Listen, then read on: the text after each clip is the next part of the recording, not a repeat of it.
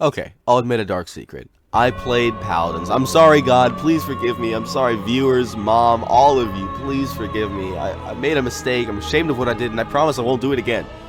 Okay, in all seriousness, you've probably watched one of my videos or even heard me mention it before on this channel. If you can remember what I was talking about, it ain't always fun and happy stuff. Paladins has pretty much always been in a terrible situation, even from like day one. Heck, 6 videos ago I was talking about how he was dead. But something happened. Maybe, just maybe, Paladins was able to turn it around. And guess what? Hi-Rez had nothing to do with it. I bring you the unholy resurrection of Paladins. Don't forget to subscribe. So I'm sure you know at least just a wee bit of the story, so I'll make this part quick. Kinda. Paladins Open Beta was unleashed on September 16th, 2016, but it wasn't until stinking May 8th, 2018 that the game was officially released. Why does it smell like raccoons in here? Now, I feel the need to mention Overwatch's release date was in May of 2016. No beta, that's the official release right there. So when Paladins was released, the first impression that the players had was OW ripoff. And don't get me wrong, the similarities are hard to miss. Now, there are a couple possible reasons for why it was Paladins that was deemed the ripoff instead of Overwatch. Like how Blizzard was a bigger and more well-known company, or how, Paladins didn't have the greatest graphics, so it'd be easier to pick on. Might have made that last part up, I don't know.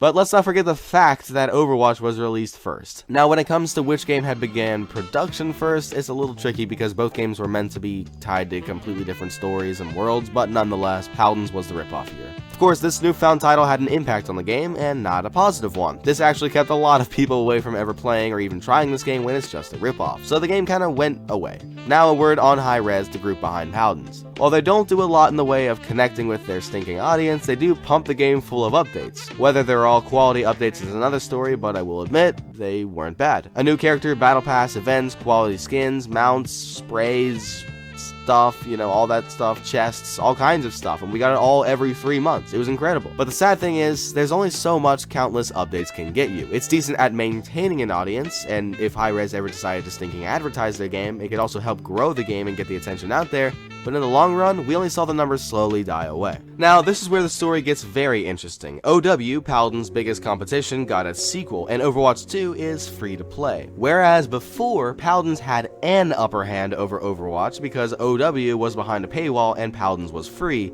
but now, with a free Overwatch, Paladins was in a really bad spot. How would they compete? How could they survive this? In this bleak, dire, hopeless-seeming situation, what would Hi-Rez do? Could they save the game? Well, keep watching. You would expect to see at least some change in the strategy, focusing on pumping out content. That hasn't helped the game in years, but even when Overwatch went free to play, Hi-Rez was still following the same pattern. Talk about insanity, you could find Hi-Rez in the dictionary. Now, on top of not trying anything new, despite the constant failure, they tripped up. On October 12th, we got a champion who would, well, raise a ruckus. Kasumi. Kasumi was a character who pretty much countered the entire flank class. Now, if you're not a flank expert like me, the flank class is one that's challenging the master, but very rewarding when done. Now, imagine a character who dumps all of the time, effort, and skill right down the drain. Easily. I think you can get the rest from here. Already struggling to hold on to the last remaining players, releasing a champion who made the game simply unfun to play was not the best idea. Now, what about the next season? It is possible to bring back these loyal fans if they can pull this off. The next season had to be amazing. There was no other choice.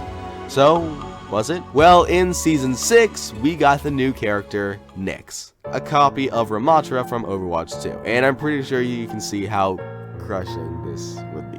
And man, I swear I think there's a raccoon in here. Not only had they spent years trying to prove that they weren't a ripoff, but now when they were at their lowest, they threw it all right back to the beginning, a ripoff. The fan feedback was terrible, making fun of how close these two characters were to each other. At this point, almost 4 months ago, I made my video on it, basically talking about how screwed they were. But something very interesting has happened at that same point on the timeline. Hold on. What, Master Oogway? Is it really you? I said, is it really you? Oogway, you said that already. Greetings. No, the proper time for that would have been like when you first, I don't know, appeared in my room. Greetings. I have dementia. What the? Just subscribe. Overwatch 2 died. After a long struggle with trying to maintain the fan base back while it was Overwatch 1, they decided to throw all the eggs they had into a tiny basket filled with holes and make a sequel. I've already talked about this stuff before, so we're just gonna move on. Now, Overwatch 2 brought a whole bunch of problems with it. like the fact that it was just not the same game anymore, and of course the absolute greed of Blizzard. But it was at the same time that Hi-Rez took a swan dive off a cliff that Blizzard announced the canceling of Overwatch story mode, or, well, as Blizzard would say, the restructuring of the story mode. Basically, they're going to charge you full price for every single little thing in the game, which used to be free in the first game, and they're probably going to make you pay again in the next season. This will come as a surprise, especially when they never announced any of this when they first talked about it, or even after. It was like, okay guys, we got the story mode coming soon, I'm excited, it's gonna cost you $40 to play at premium, which is all a joke since the stuff should just be free and was free in the first game.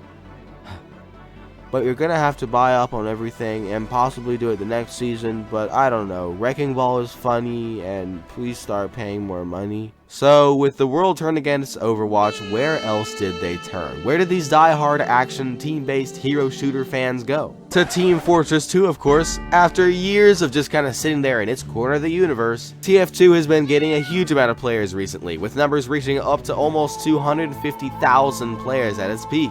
Now, this is kind of expected as both of these games were compared a lot, but what happened to Paladins in this? While the numbers didn't really change, there still is hope for the game. If Hi-Rez can stop being insane and just try something different. Paladin's newest character, Omen, seems to be alright. I mean, he's a goofy-all looking guy who does stuff, and I don't know. Overall, not much has changed for this game. Some of the loyal fans are coming back to play this game after Kasumi and Nyx ruined it, but not enough to combat the slowly but oh so steadily falling numbers. So, what do you think? What would you have done differently than Hi-Rez? As I've said before many times, I think a bit of cunning advertisement at a certain part on the timeline would have done very, very well. I mean, pretty much anything is better than just making a new character every 3 months. Because so far, all Hi-Rez has done is make the game look pretty. It's still the same bug-infested game it used to be. So much potential, gone. Gone to the lands between. Elden Ring is the greatest video game in the world. I've never encountered a single bug or glitch, because it's amazing. And talking about Elden Ring, get ready for PGG Season 3 coming soon. New suit and everything. Melina might get an upgrade, or even get replaced. I'm open to suggestions. I love you guys, I hope you have a great rest of the day, and remember, life is short. Play great games. Boom, and another successful video. Oh no. If you've had a history with Paladins or even watched some of my videos on it, you know it's good, then you're probably left asking the same question: what happened to this game? From doing an actual decent job at competing